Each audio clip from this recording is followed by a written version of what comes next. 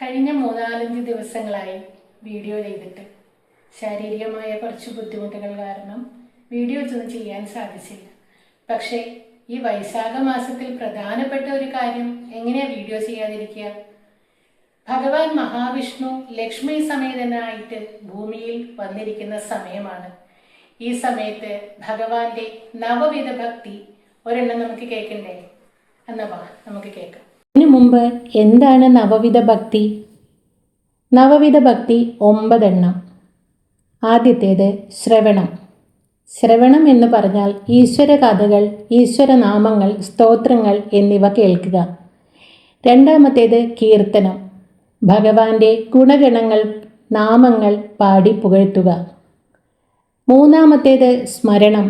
സദാസമയം ഈശ്വരനെ സ്മരിക്കുക, ഓർക്കുക. അടുത്തത് പാദസേവനം. ഈശ്വര പാദങ്ങളിൽ സേവനം ചെയ്യുക. ഈശ്വര സൃഷ്ടികളായ പ്രപഞ്ചത്തെ സേവിക്കുന്നതും ഇതിൽപ്പെടുന്നു. അടുത്തത് അർച്ചനം.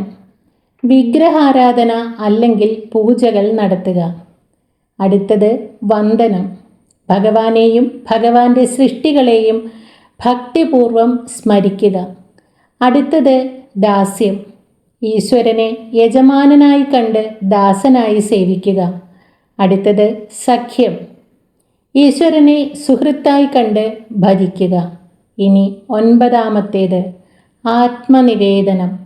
സ്വയം ശരീരം, മനസ്സ്, പ്രാണൻ എന്നിവ പൂർണ്ണമായും ഈശ്വരന് സമർപ്പിക്കുക. ഇതിൽ 1ാമത്തേത് ശ്രവണം. നമുക്ക് അതൊന്ന് കേട്ടാലോ? സരി ഗ പ മ പ ധ സ സ ധ പ മ പ ഗ രി സ. നാമ ശ്രവണ സുഖം,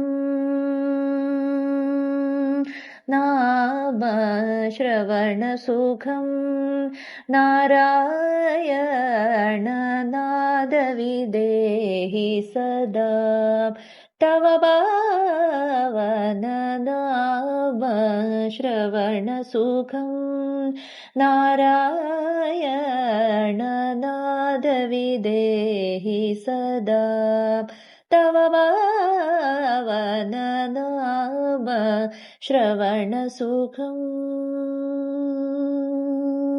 ദുരിത നിവാരണ നരക നിഷോദന, ദുരിത നിവാരണ നരക നിഷോദന, ഗുരുമാരുതപുര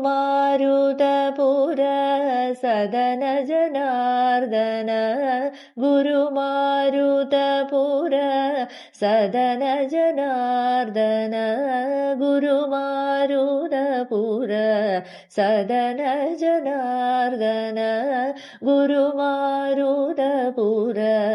സദന ജനാർദന.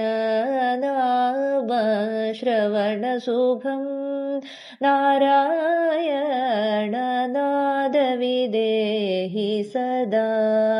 തവ പാവന നാമ ശ്രവണ സുഖം.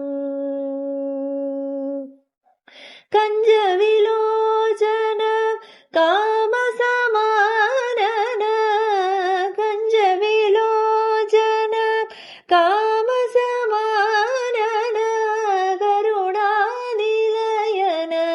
കമലാരമണ, കരുണാനിലയന കമലാരമണ, കാളിയമർദന കൽമഷഹരണ, കാളിയമർദന കൽമഷഹരണ, കാനന തുളസി ഭൂഷണ മോഹന, കാനന തുളസി ഭൂഷണ മോഹന, കാനന തുളസി ഭൂഷണ മോഹന, കാനന തുളസി ഭൂഷണ മോഹന.